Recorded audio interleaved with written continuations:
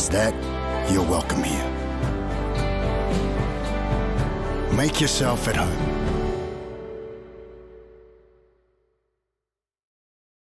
Hello, evening. Yeah, hello everybody. How are you? Great to see you wherever you are in the world. My name's Paul Goddard, and I'm a licensed advisor with working in New Zealand.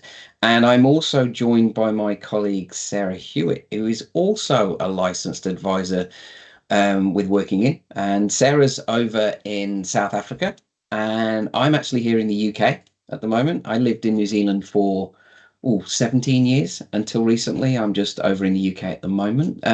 But Sarah, do you want to say hello before we get started? Hi everyone. As Paul said, I'm based in South Africa. I'm actually in Cape Town. I'm a licensed advisor. Nice to meet you all on here. Cool, brilliant. And we're changing things up. It's a new year, new start, and we've done lots of webinars in the past, and we thought we'd just change the format a little bit now for 2023, as the borders are now open to the whole world. They have been since the 1st of August last year. That's quite interesting because New Zealand had a very, very long shutdown.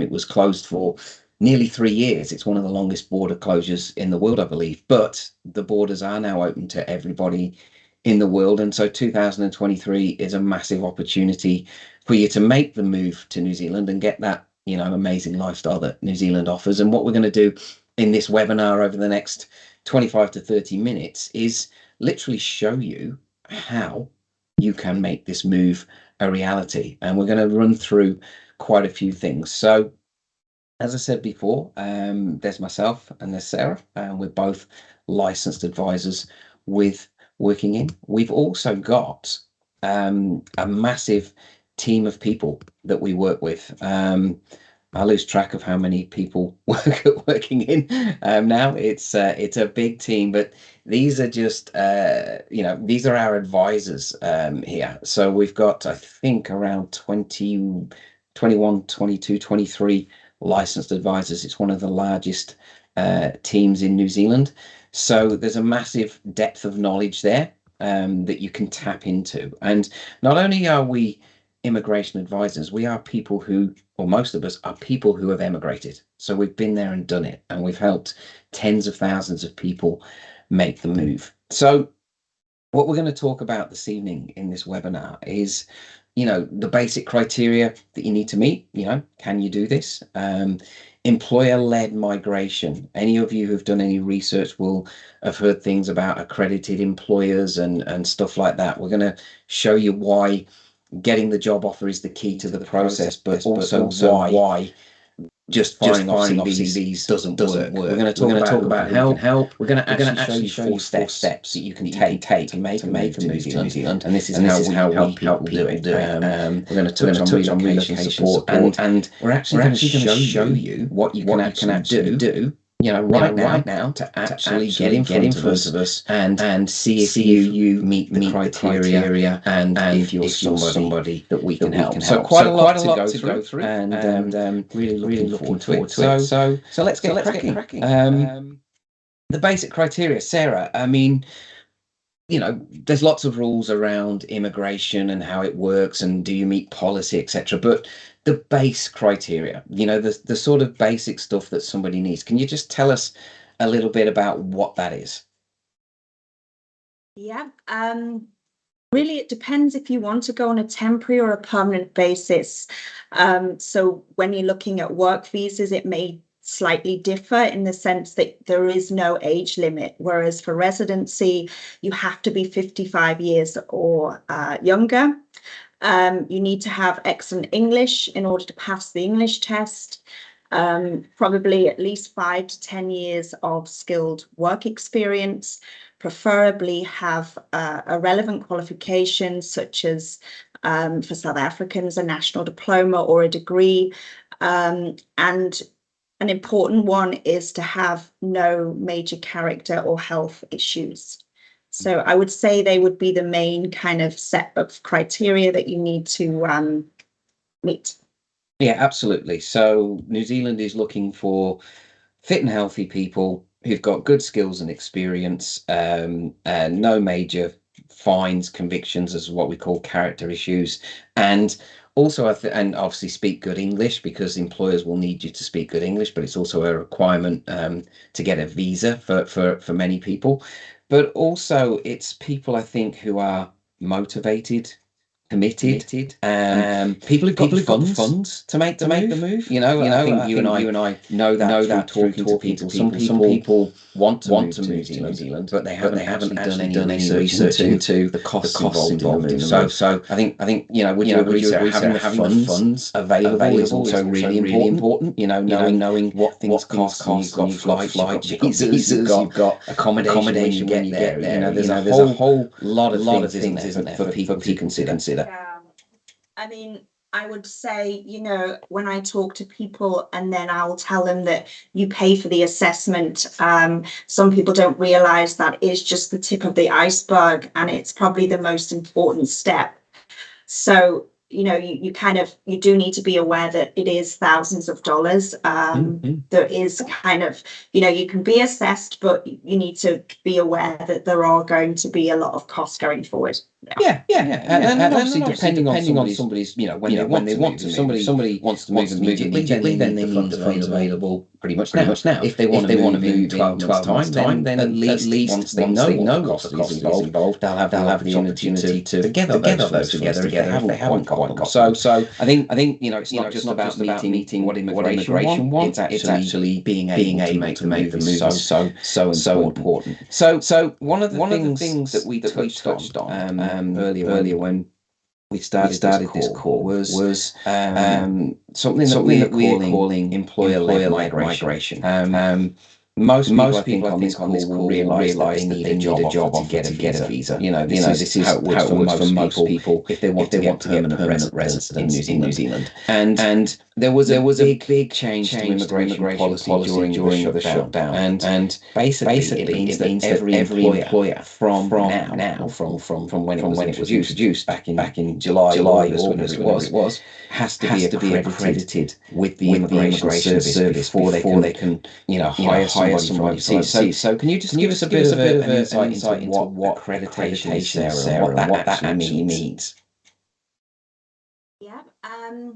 Prior to last year, any employer could hire a foreigner, basically.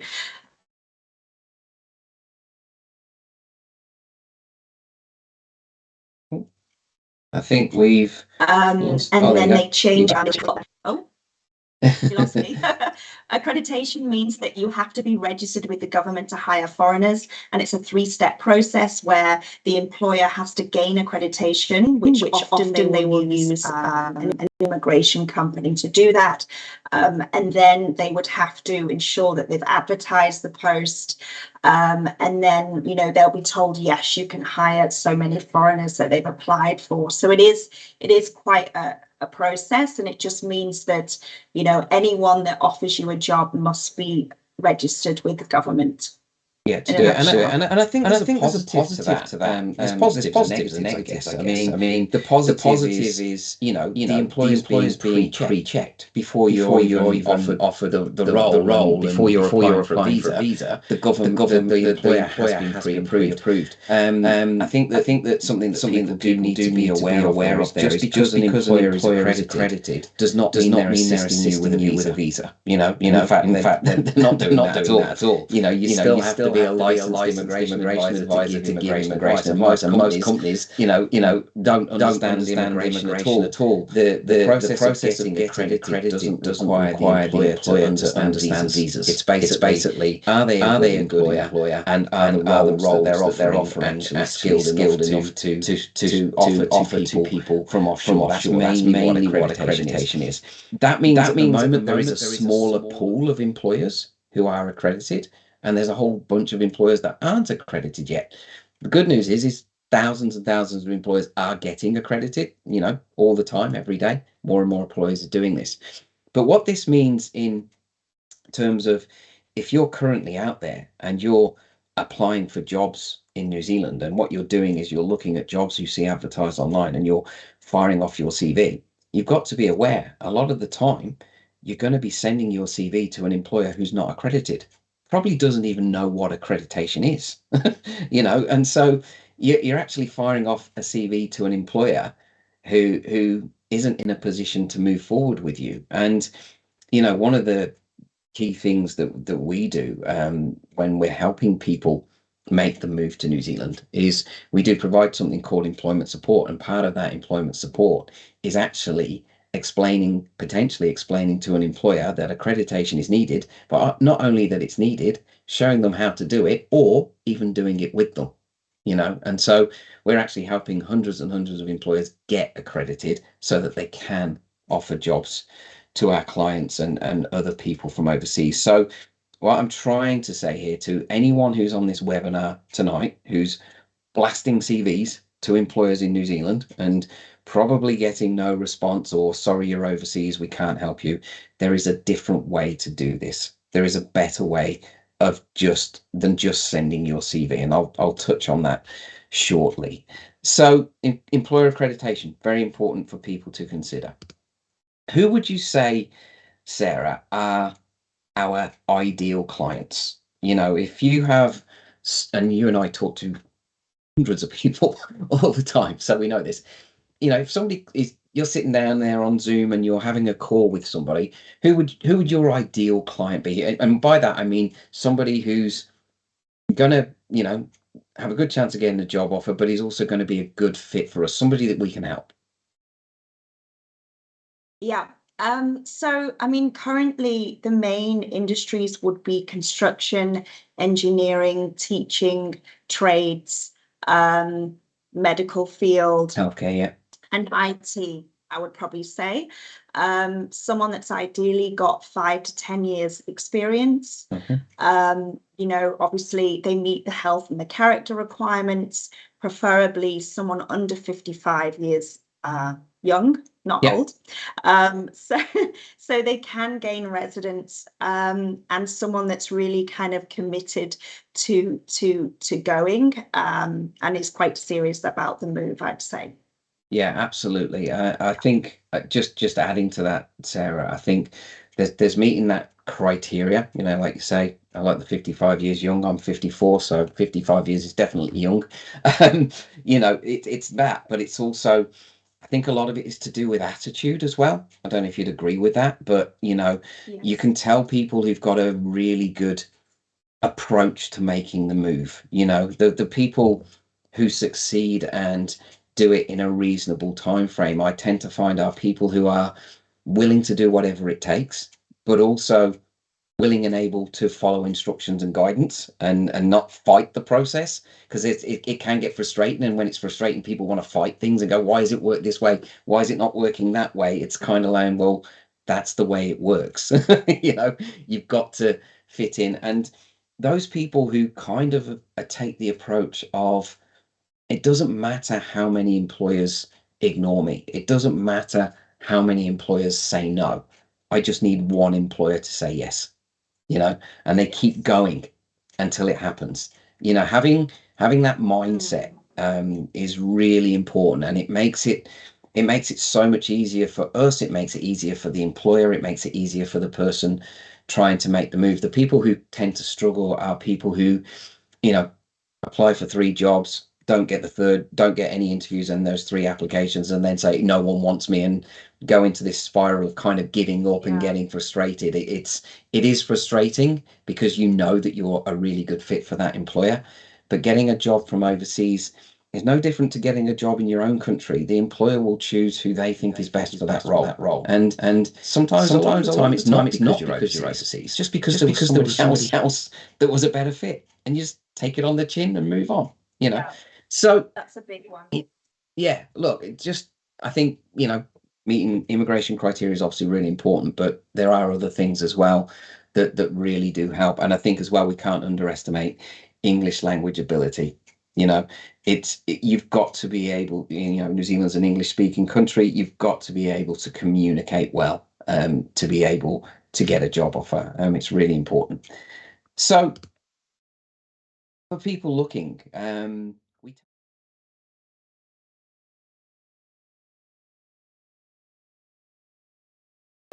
And I'm like, right, you've got to break it down into 4 steps. And they're really easy to understand. They're just difficult to do. Get ready, get a job, get a visa, get on a plane. Sounds really simple. If it was that simple, everybody would be doing it. And what I can tell you is most people trying to move to New Zealand do not do it this way.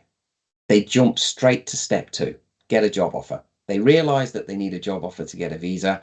They realize that they can't apply for a visa until they've got a job offer. So what do? They go quite logically, well, I need a job offer before I can do anything. The first thing I need to do is apply for a job. And because they didn't do step 1, which is getting ready for the move, that reduces their chances drastically of getting a job offer, because you've got to be ready for the move. And by that, I mean information ready, document ready, able to prove to employers that you're ready. If you can't show an employer that everything's in place and everything's good to go, and if they offer you a job, everything's going to run quickly, why would that employer move forward? Your CV doesn't tell the employer what they need to know. Your CV tells the employer you can do the job, doesn't show them if, when, and how you're going to get to New Zealand if they offer you a job. That's why we basically help people get ready for the move. That's also why we provide what we call employment support. Getting around that catch-22 of I can't get a job offer because I haven't got a visa, can't get a visa because I haven't got a job offer. Employment support, I have to be very clear to people. If down the line you end up having us assist you with the move, employment support is not us going out and getting you a job offer, unless maybe you're a nurse or a health professional. We can do that if you're a nurse and health professional, but anyone else in any other occupation, we don't go out and get you a job offer and you sit back, do nothing, and a job appears. That would be nice, but that's not the real world. The reason you have to be involved in this process is you are the skilled person. You know better than anyone what you do.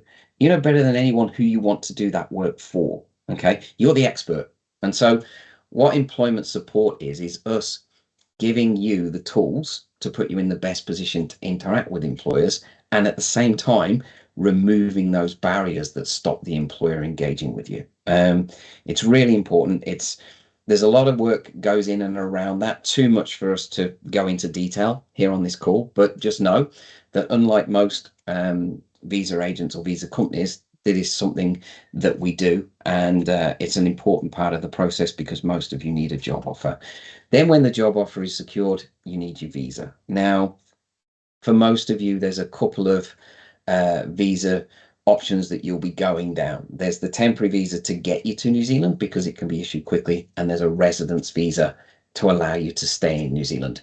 Again, we're not going to go into the details of visas for this call. That's not what we're here for, and that's why you use us at the end of the day. But think of it in this way. Once you're skilled and eligible, once everything's been checked out, you've got ready for the move, you've got the job offer, the pathway for most of you is a temporary visa that can be issued quickly, but peace of mind that your residence is coming through in the background. That's what we do.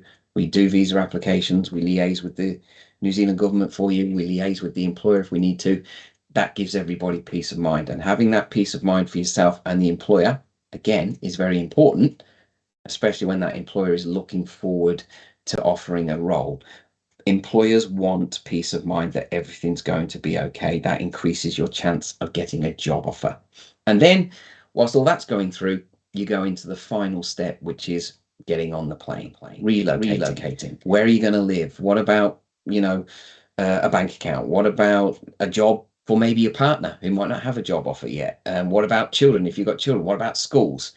We provide a lot of support and guidance right from step 1 around relocation and how it all works. So get ready, get a job, get a visa, get on a plane. Sounds simple, but what I can tell you is every single step has barriers and hurdles. That's why we break the move down into steps. Our role is to minimize your risks, maximize your opportunities every step of the way. And that's how we do that, whether you're doctor, electrician,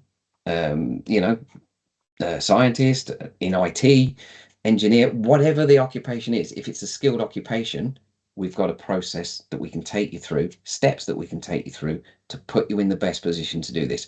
Only an employer can guarantee a job offer. No one else can, only an employer can. but you've got to put yourself in the best position to do this. And I think hopefully that's clear. Did that come across clear to you, Sarah? Because I don't even think I've explained it that way to you before, but does that make sense? Would you agree?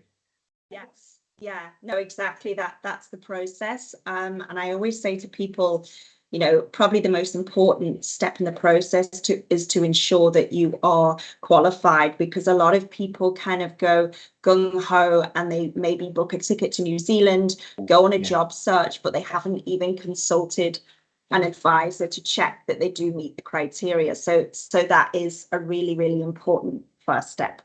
Oh, absolutely. And you've just touched on a good point there, which is, you know, why I'm liking this new format we're doing, Sarah, where it's questions and answers, because you throw things up and I'm like, oh, yeah. That thing of, do you take a trip to New Zealand to get a job offer? I mean, yes, it can be part of an employment strategy, but it shouldn't be the only part. You know, for some people, it's kind of the first thing they do because maybe they've already got a flight booked, etc. For most people, it might be the last thing you do as a last resort. But what you don't do is you don't just book a flight ticket. You know, if you do that and expect to pound the streets and knock doors and get a job offer, chances are you're not going to get a job offer or an interview. You're just going to have a short, frustrating break in New Zealand and fly back home with no job offer and, you know, a lot worse off financially. So we have got a strategy around people who are going to New Zealand to have interviews or get a job offer. That is part of our employment support strategy as well. You know, the idea is that employers actually know that you're going to be in the country before you even enter the country, you know, so that we can help plan and prepare around that. So don't try and burn bridges or do anything. One of the key messages I think that, you know, you and I, Sarah, often give as licensed advisor is don't do anything irreversible until a job offer is secured. You know, don't burn your bridges, don't give up your job, don't do those things, you know, unless you absolutely have to, until that job offer is in place. It's all about minimizing the risks. So hopefully it's becoming clear to people. I should have mentioned there is a chat room, and obviously you guys are chatting in that room. One of my colleagues, Tanvi, who's also licensed immigration advisor, is typing answers in there to you as well. So hopefully you're getting the answers to the questions that you need there. But one of the main things that I wanted to say in this very short webinar that we've done is, how do you move forward? We've talked about the criteria that you need to meet. We've talked about the kind of people that we can help make the move. So what's the next step? If you're sitting there watching this webinar now and going, this all sounds interesting, you know, I want to move forward. I want to actually take a step, because you've got to do something to make this happen.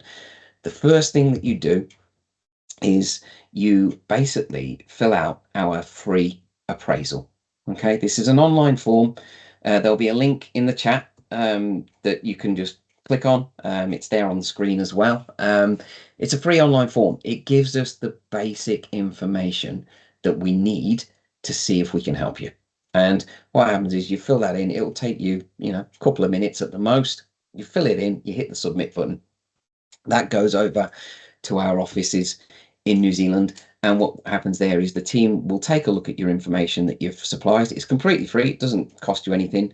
And if we think that you're somebody we can help, we'll then move forward to the next stage. And the next stage is basically having a full assessment and consultation with us. And this is called My Visa Path. This involves you filling out a longer form, much more details, much more information about you and the family, and uploading CVs and doing all the important stuff, all the key information we need to really check things in details. That information then goes in front of our visa team. Our visa team, somebody from our visa team, one of our licensed advisors, will look at all the information you provided, compare it with current immigration policy, and then email you a report, a personalized report that will clarify the types of visas that you can get and your options and ability to move forward. So yes, it's going to confirm that you're eligible for visas, but it's way more important than that. You know, it's not just about being eligible for a visa, it's how do you move forward. So as well as you being emailed the report, you'll also get a consultation. usually with myself or with Sarah. Okay. And that consultation can take anywhere, I don't know, 45 minutes to an hour. Most of them, I think, would be about right. Would it be, Sarah? You'd take about 45 minutes, yeah, on a call. And what we do as licensed advisors is we look at all the information in the report. We'll talk to you. We'll find out what you're trying to do. We'll explain the process. And what we'll do is we'll talk about how to make the move. The report confirms you can. The call tells you how. And we'll talk about the steps you need to take, the hurdles you're facing, job offers in New Zealand, how to get job offers, how the visas apply to you, which visa option that you've got is the best option for you. We'll talk about the timeframes involved. We'll talk about your family if you've got family, and we'll also go through cost and budget because it's really important. The aim is that by the end of that call, you've got all the answers to all your questions and you've got a clear way forward that's easy to understand, because it's only by having all the answers to all your questions and a clear way forward that you can actually then be in a position to make decisions and move forward. Your alternative to this is what many of you are probably doing at the moment, and that is spinning around in circles on the internet. You can keep spinning around in circles on the internet, or you can actually get personalized advice with a way forward. And that's what we offer. So the first step is the free appraisal. That costs you nothing. There's no risk there at all. The second step, once we've confirmed that you are somebody we think we can help, is to have a full My Visa Pass consultation and assessment from us. It costs 299 New Zealand dollars. The reason for that, there's a lot of work involved in it. You know, it's information, it's going past the visa team. They'll take a few days or sometimes even a week to get the report done properly. It's more important that it's done properly rather than quickly. That report then gets emailed to you, and it does involve a 45-minute, 1 hour consultation with myself or Sarah or one of our other licensed advisors. And that really is it for most of you. That's all you need to do. If you're looking to move to New Zealand within the next 24 months, whatever it might be, get an assessment, get a free assessment done. If the free assessment comes back as positive, go for the full assessment. You know, I don't think I've ever had anyone in 15 years of doing this say that the assessment was a waste of time, or that they didn't learn something, or that they didn't do it. And in fact, I would think, you'll agree, Sarah, most people say to us quite often, if I hadn't done the assessment and call, I wouldn't be in New Zealand now. You know, because most people realize doing it on your own is actually really difficult for most people. So anything to add from that, from your side, Sarah? The only thing I would add is my price is slightly different to the $299 for my South African clients, just because that's quite important. Yeah. It is a different price. For my local clients. Yeah. Look, we do help people move from all over the world, and we know different countries have different situations, and and that's why we do that. So anyone on here, I know there's a lot of you on here from South Africa, and there's people here from the UK, obviously, and other countries around the world. For most of the world, it's $299. South Africa, you get a different offer, which is great. And on that note, we do help people from all over the world. It doesn't matter to us where somebody's from, as long as they meet the criteria, they've got a good level of English, and they tick all the boxes. So I guess just to wrap up the seminar, is there one key message? I guess I'm putting you on the spot here, Sarah. Is there one key message that you would give to people? I said I wouldn't put you on the spot, but I am. Is there one key message that you would say to anyone who's listening tonight? The main message would be to have an assessment done. I mean, so many people over the years I've been doing this have come to me, and they haven't been assessed. They've got a job offer. The employer isn't a licensed advisor, so the employer can't tell the applicant whether they're eligible. All they can say is, oh, you meet my requirements, not you're eligible for a visa. And they do an application themselves, it gets declined, and then they come to me, and then in order to sort that out, that's a whole can of worms. So the main message would be, don't get on a flight unless you've been assessed and know which way forward, and get an assessment. Say it louder for the people in the back. Absolutely. Look, I mean, obviously, I'm going to agree with you, because we know the value of these things. We've been doing them for a very, very long time. And I think, again, there was another important point that you picked up on there or touched on is, again, a lot of the time employers are interested in the main applicant. If you've got a family and stuff, they might not even know, not really bothered. They want to get that person in so they can start work. And you've got to look at the big picture. If you want that lifestyle that New Zealand offers, and you want to move there and eventually get residence there and settle, then you've got to look at the bigger picture. You've got to look at everything that's involved in that move. So I think to wrap up for tonight, I'm going to show some slides while we're talking. When we're talking about lifestyle, these are some pictures that we have from our team, actually. Our team in New Zealand, and what I mean by our team is us guys living and working and living that lifestyle. These are pictures that some of them have shared about that lifestyle in New Zealand. And as I said before, I lived in New Zealand for 17 years. Can't wait to get back, actually. It's an amazing place to live. The way I would describe it compared to, say, other countries, now obviously depends on where you're moving from. You're moving from all over the world, but certainly countries like South Africa and the UK and America and places like that. If you compare, I can sum it up in 2 words: living in New Zealand. It's easier. It's easier because there's less people. There's only 5 million people in the whole country. It's easier because it's a really good outdoors lifestyle, temperate climate, not too hot, not too cold. No snakes and spiders or crocodiles or anything else that can cause you serious injury. It's obviously, as people can see from the pictures, it's stunningly beautiful. You could just drive anywhere in New Zealand and it's just like, kind of like, wow, you're looking out the windows and just staring around at everything's around you. It's not a third world country. It's a first world country. It's got first world facilities. It's got first world cost of living as well. Let's be honest with that. There's bills to pay and everything else, just like anywhere else in the world, but also salaries that are comparable to countries like the UK, etc. So, if you're looking for a really good work-life balance in a place that is a bit more laid back, has got a lot to do. If you've got kids, it's one of the best countries in the world, if not the best, I think, in my opinion. I brought my children up in New Zealand. I have no regrets about that at all. Qualifications are recognised around the world. It's there.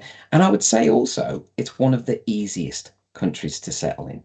There is a culture shock, you're moving to a different country, but compared to other countries, it's not, or depending on where you're coming from, it's not too much of a drastic culture shock. It's just that constant laid back work-life balance, great education system, good healthcare system. Healthcare in New Zealand is free as well. Education in New Zealand is free for most people. And so if that's what you're looking for, if that's why you're on this webinar, that's the goal. These pictures, that's your goal, is to start living that lifestyle. To get to that point, you've got to jump through some hoops, okay? And that's exactly what we're here for, is to get you through those hoops. So my message, same as Sarah's, if you do one thing and one thing only tonight after watching this, click the free appraisal. Click the free appraisal form, fill out the free form. You've got everything to gain, nothing to lose, and then we can move forward from there. So hopefully that's helped. Thank you everyone so much for joining. Thank you, Tanvi, for being in the chat room and answering questions. I hope that's gone well. Myself and Sarah had a bit of a technical glitch. We can't see the chat at the moment. That's our fault, so apologies for that. But Tanvi is in there, I'm sure, doing a sterling job. We do these webinars once a month. We will be back in February for another webinar. Don't wait till February if you want to move now. Just click the appraisal and move forward. We do these webinars every month. I'll be having different guest speakers every month. That's the plan going forward. And I just want to thank you all again for joining us. And we'll see you next time, or we'll see your details in the appraisal form. And maybe, if you're really lucky, you'll get a consultation with me or Sarah. So thanks, guys, and we look forward to talking to you.